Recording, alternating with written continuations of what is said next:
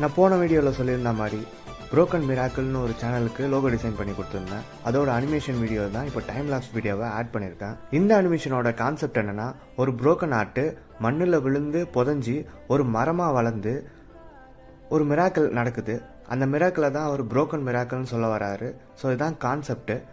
இந்த வீடியோவோட எண்டில் ஃபுல் அனிமேஷன் ஆட் பண்ணியிருக்கேன். அதையும் பார்த்துட்டு கமெண்ட் பண்ணுங்கள். இது மாதிரி டிஃப்ரெண்ட் கான்செப்ட் உங்ககிட்ட ஏதாவது இருந்துச்சுன்னா கமெண்ட் பண்ணுங்கள். நான் அதை அனிமேட்டட் வீடியோவாக போட ட்ரை பண்ணுறேன். நான் ஒழிஞ்சே போயிருந்தேன்.